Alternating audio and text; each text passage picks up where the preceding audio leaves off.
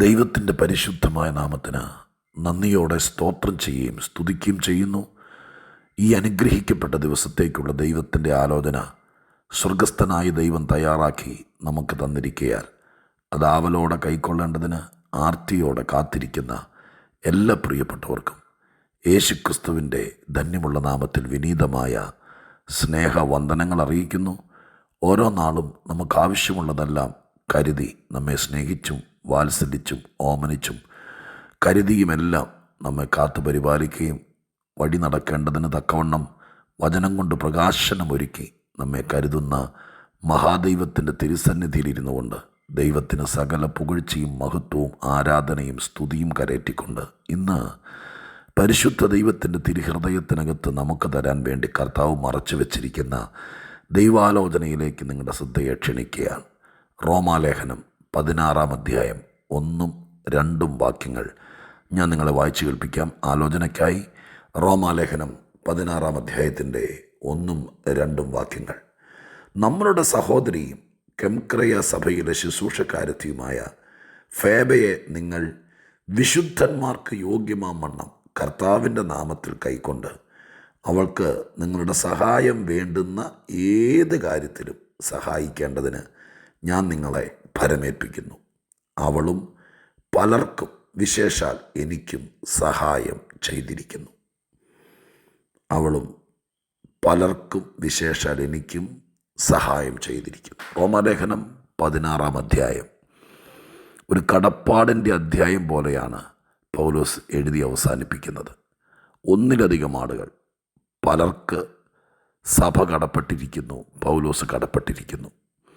അവർ കർത്താവിന് വേണ്ടി ചെയ്തത്, ദൈവസഭയ്ക്ക് വേണ്ടി ചെയ്തത്, ദൈവദാസന്മാർക്ക് വേണ്ടി ചെയ്തത്, സമൂഹത്തിന് വേണ്ടി ചെയ്തത് മറക്കാതെ സ്മരിച്ചുകൊണ്ട് അവരെല്ലാവരും ആദരിക്കപ്പെടേണ്ടവരാണ്, മാനിക്കപ്പെടേണ്ടവരാണ്.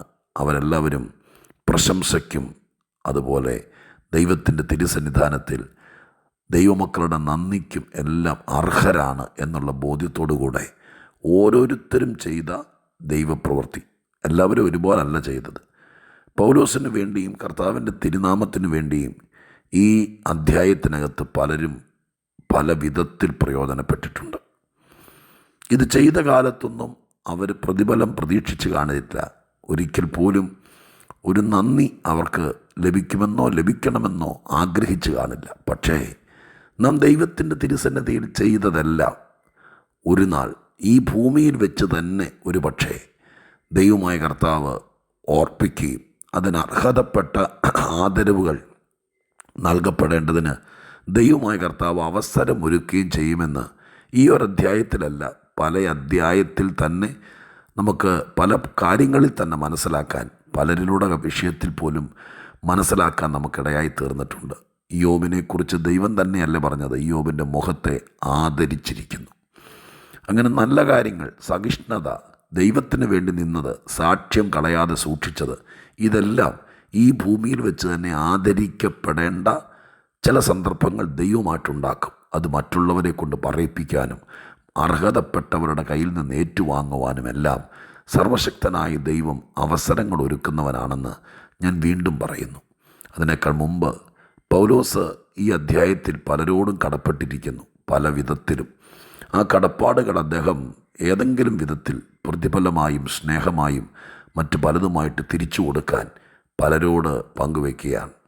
അങ്ങനെ വിശുദ്ധ ബൈബിൾ നമ്മൾ പരിശോധിക്കുമ്പോൾ നാം കടപ്പെട്ടിരിക്കുന്ന പല ആളുകളെയും പല വിഷയങ്ങളെയും ഒക്കെ കാണാൻ കഴിയും. ഇന്ന് നിങ്ങൾ ഓർത്ത് നോക്കിയാലും ഒരായുസ്സിൽ എനിക്ക് ആരോടും കടപ്പാടില്ല, ആരുമായിട്ടൊരു കമ്മിറ്റ്മെൻറ്റും ഇല്ല, എനിക്ക് ആരോടും നന്ദി പറയേണ്ട കാര്യമില്ല എന്ന് പറയുന്ന ആരെങ്കിലും ഇത് കേൾക്കുന്നുണ്ടോ എന്ന് എനിക്കറിയില്ല.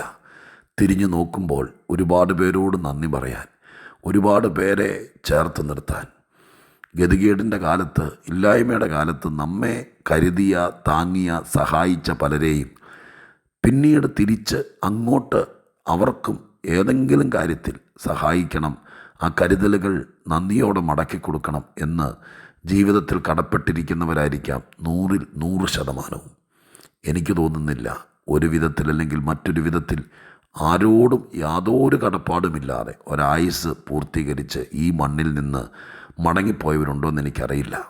ദാവീദ് ശലോമോനെ തൻ്റെ മരണക്കടക്കരികിൽ വെച്ച് അടുത്ത് വിളിച്ച് ഒത്തിരി കാര്യങ്ങൾ ഫലമേൽപ്പിക്കുന്ന കൂടെ സൂക്ഷിച്ച് പരിശോധിച്ചാൽ കാണാൻ കഴിയും. ദാവീദിൻ്റെ ജീവിതത്തിൽ ആരോരുമില്ലാത്ത കാലത്ത് എല്ലാവരും കള്ളനായിട്ടും ക്രൂരനായിട്ടും രാജ്യദ്രോഹിയായിട്ടും മുദ്ര വെച്ച് പലരുടെയും മനസ്സിനകത്ത് കൊള്ളരുതാത്തവനായി ചാർത്തപ്പെട്ട കാലത്ത് രഹസ്യത്തിൽ രാജകൽപ്പന പോലും ഭയപ്പെടാതെ ദാവീദിനെ സ്നേഹിച്ചും ഒരു നേരത്തെ ആഹാരം കൊടുത്തും കാണാൻ വന്നും തണുപ്പിക്കുകയും ചെയ്ത പലരെയും തൻ്റെ മരണകാലം വരെയും തനിക്കൊന്നും ചെയ്യാൻ പറ്റാതെ പോയി. കൂടെ നിർത്തിയതൊക്കെ ശരിയാണ്, പക്ഷെ ഒരായുസ് കൊണ്ട് താൻ കൊടുത്തതും ചെയ്തതും പോരാ എന്ന് തോന്നിയപ്പോൾ തൻ്റെ മകൻ രാജസിംഹാസനത്തിലേക്ക് വരാൻ ദൈവത്താൽ നിയുക്തനാക്കപ്പെട്ടിരിക്കുന്ന ശലോമോനെ അടച്ചിട്ട മുറിക്കകത്തകത്ത് വിളിച്ചിട്ട് ദാവീദ് പറഞ്ഞു, ഇന്നിന്നാരെല്ലാം എനിക്ക് വേണ്ടി ചെയ്തത് ഒരിക്കലും മറക്കാൻ കഴിയുന്നതല്ല.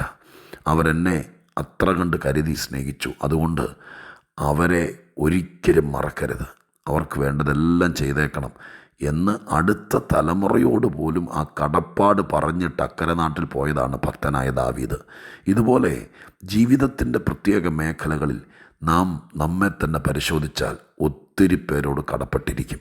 ഇവിടെ ഇതാ പൗലോസ് ഒരു സഹോദരിയോട്, ഒരു ശുശ്രൂഷക്കാരിയോട് കടപ്പെട്ടിരിക്കുന്നു. ആ കടപ്പാട് തനിക്ക് ചെയ്ത് തീർക്കാൻ, ആ കടപ്പാട് തിരിച്ച് ചെയ്ത് തീർക്കാൻ പറ്റാത്തതുകൊണ്ട് തന്നെ വിശ്വസിക്കുന്ന ചിലരോട്, താൻ സ്നേഹിക്കുന്ന ചിലരോട് ആ കടപ്പാടിൻ്റെ കാര്യം പറയുന്നതാണ് തത്വത്തിൽ ഈ പാരഗ്രാഫ് 1-2 വാക്യത്തിനകത്ത് അന്തർലീനമായിരിക്കുന്നത്. എന്താണ് ആ വിഷയമെന്ന് ഒരിക്കൽ കൂടി ഓർപ്പിച്ച് നാം നമ്മെ തന്നെ ഒന്ന് സെറ്റ് ചെയ്ത് പ്രാർത്ഥിച്ച് നമുക്ക് ഇന്നത്തെ ദൂത് നമ്മുടെ ഹൃദയത്തിൽ സംഗ്രഹിക്കാം. ഫേബ എന്ന ശുശ്രൂഷക്കാരത്തി, ആ ശുശ്രൂഷക്കാരത്തിയെ റോമാസഭക്കാരെ ഫലമേൽപ്പിക്കുകയാണ്. അവിടെ എഴുതിയിരിക്കുന്ന വാക്കിങ്ങനെയാണ്, ആ 2-ാമത്തെ വാക്യം, വിശുദ്ധന്മാർക്ക് യോഗ്യമാമണ്ണം കർത്താവിൻ്റെ നാമത്തിൽ കൈക്കൊണ്ട് അവൾക്ക് നിങ്ങളുടെ സഹായം വേണ്ടുന്ന ഏത് കാര്യത്തിലും സഹായിക്കേണ്ടതിന് ഞാൻ നിങ്ങളെ ഫലമേൽപ്പിക്കുന്നു. ഒരു വലിയ ഉത്തരവാദിത്വ ബോധത്തോടു കൂടി റോമാ സഭക്കാരെ ഈ ദൈവദാസിയെ ഫലമേൽപ്പിക്കുകയാണ്. ഒരുപക്ഷെ ഫേബയും പ്രായമായി കാണും. ആകുന്ന കാലത്ത് ഇവരെല്ലാം കുതിരയെപ്പോലെ ഓടിയവരാണ്. ഇപ്പോൾ ഈ ലേഖനം എഴുതുന്ന സമയത്ത് ഇതിലൊക്കെ ശാരീരിക ക്ഷീണാവസ്ഥയിലേക്കൊക്കെ മാറിക്കാണും. അപ്പോൾ പൗലോസ് ഇവിടെ പറയുകയാണ്, ഈ ഫേബ വിശുദ്ധന്മാരുടെ സഹായത്തിനും അവരുടെ കരുതലിനും അർഹതപ്പെട്ടവളാണ്. എന്താണ് അർഹതയുടെ യോഗ്യത? അവിടെ പറയുന്ന വാക്യതാണ്, അവളും പലർക്കും വിശേഷാൽ എനിക്കും സഹായം ചെയ്തിരിക്കുന്നു. അപ്പോൾ ആ വാക്ക് നിങ്ങൾ ഓർത്തേ, ഒരു കാലത്ത്, ആകുന്ന കാലത്ത് ഏത് വിധത്തിലാണെന്നറിയില്ല, അതിവിടെ വിസ്തരിക്കുന്നില്ല.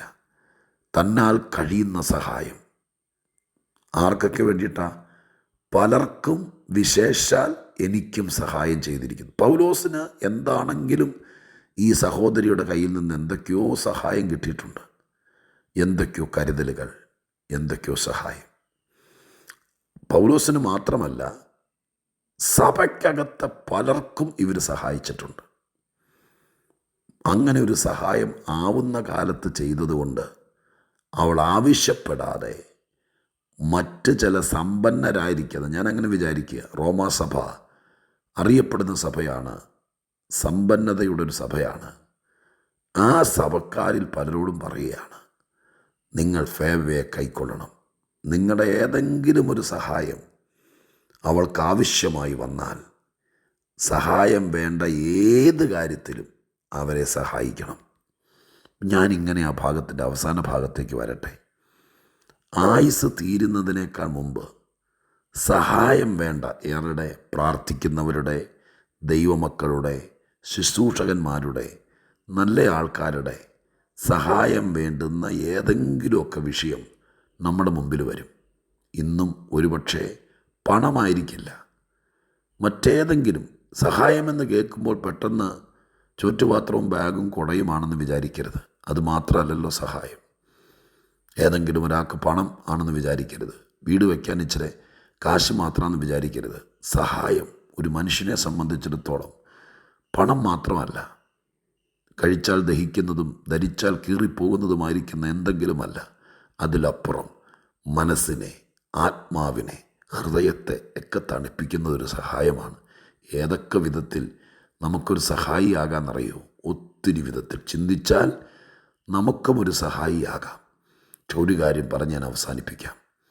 ഈ ലോകത്തിൽ ആകുന്ന കാലത്ത് ആർക്കെങ്കിലുമൊക്കെ കൊച്ചു കൊച്ചു സഹായം ചെയ്തേക്കാമെങ്കിൽ നിനക്ക് സഹായം ആവശ്യമാകുന്ന കാര്യം, അങ്ങനെ ചില കാര്യങ്ങൾ വരും ദൈവമക്കളെ.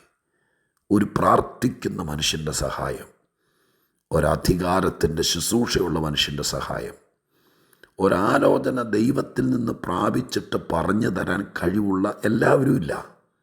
അങ്ങനെ ചിലരുണ്ട്. അവരുടെ സഹായം ചിലപ്പോൾ ആവശ്യമായി വരും. പെട്ടി നിറച്ച് പണം കാണും, വീട് നിറച്ച് സമ്പന്നതയുടെ ഒത്തിരി കാര്യങ്ങൾ നിറഞ്ഞു കാണും. പക്ഷേ ചിലപ്പോൾ വേണ്ടത് ഒരാലോചനയായിരിക്കാം, ഒരു വാക്കായിരിക്കാം. അതാണ് വേണ്ടുന്ന സഹായം.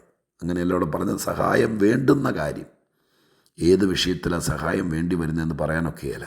ഒരു കാര്യം പറഞ്ഞ് ഞാൻ പ്രാർത്ഥിക്കാം. സഹായം വേണ്ട കാര്യങ്ങളിൽ സഹായം കിട്ടാൻ നമുക്കാകുന്ന കാലത്ത് ആരെങ്കിലൊക്കെ സഹായിച്ചേക്കുക. നമുക്ക് അത്രയും ചെയ്യാൻ പറ്റുമെങ്കിൽ ആകാത്ത കാലത്ത്, ആരുമില്ലാത്ത നേരത്ത്, അന്യപ്പെട്ട ദേശത്ത്, സഹായം വേണ്ട സമയത്ത് ആ കാര്യത്തിന് വേണ്ടി സഹായിപ്പാൻ ദൈവം ആരെയൊക്കെയോ ഭരമേൽപ്പിക്കും. ഇവിടെ പൗലോസാണ് റോമാസഭയോട് പറയുന്നതെങ്കിലും ദൈവം ആരെയൊക്കെയോ ഭരമേൽപ്പിക്കും. ഞാൻ പ്രാർത്ഥിക്കട്ടെ, സ്വർഗം നിങ്ങളോട് നിങ്ങൾക്ക് വേണ്ട സഹായം, നിങ്ങൾ ചെല്ലുന്ന രാജ്യത്ത്, ചെല്ലുന്ന സ്ഥലത്ത് എന്നെയും എൻ്റെ സഭയെയും എൻ്റെ മക്കളെയും എൻ്റെ ദാസന്മാരെയും സഹായിച്ചവളാണ് വരുന്നതെന്ന് നിങ്ങളറിയാതെ ചിലരെ ഭരമേൽപ്പിക്കും. അത്രയ്ക്ക് ഞാൻ എപ്പോഴും പറയുന്ന വാക്ക് ഉപയോഗിക്കുന്നു. യഥാർത്ഥ ആത്മീക ജീവിതത്തിൽ അത്രയ്ക്ക് വലിയ നെറ്റ്വർക്ക് നടക്കുന്നുണ്ട്. ഞാൻ പ്രാർത്ഥിക്കാൻ പോവുക. പരിശുദ്ധ ദൈവമേ, ഞങ്ങളുടെ സ്വർഗീയ പിതാവേ, ഞങ്ങളാരും അറിയാതെ ഞങ്ങൾക്ക് സഹായം വേണ്ട കാര്യത്തിൽ ഞങ്ങളെ സഹായിപ്പാൻ ഞങ്ങൾക്ക് വേണ്ടി ചിലരെ ഭരമേൽപ്പിച്ച് നിർത്തിയിരിക്കുന്ന ഒരു വലിയ ആത്മീകതയുടെ അകത്താണ് ഞങ്ങൾ നിൽക്കുന്നത്. ഫേബ അറിയാതെ, ഫേബയ്ക്ക് സഹായം വേണ്ട കാര്യത്തിന് സഹായം ചെയ്യണമെന്ന് പൗലോസിനാൽ കൽപ്പിതമായെങ്കിൽ എത്രയോ വലിയവനാണ് ഞങ്ങളുടെ ദൈവം. ഏതെങ്കിലും രാജ്യത്ത്, ഏതെങ്കിലും സ്ഥലത്ത്, എവിടെയെങ്കിലും ഇന്നത് കേൾക്കുന്ന ആർക്കെങ്കിലും സഹായം വേണ്ട ഒരു കാര്യം ഉണ്ടെങ്കിൽ ആ കാര്യത്തിൽ അവരെ സഹായിക്കാൻ പറ്റിയ ആളെ ദൈവം ഇവരെ ഭരമേൽപ്പിച്ചേക്കണമേ. അങ്ങനെ അവർക്ക് സഹായം കിട്ടട്ടെ ഈ ദിവസങ്ങളിൽ. അതിലവർ ധന്യരാകട്ടെ. പ്രാർത്ഥന കേട്ടതിന് നന്ദി. യേശുവിൻ്റെ നാമത്തിൽ തന്നെ. ആമേൻ.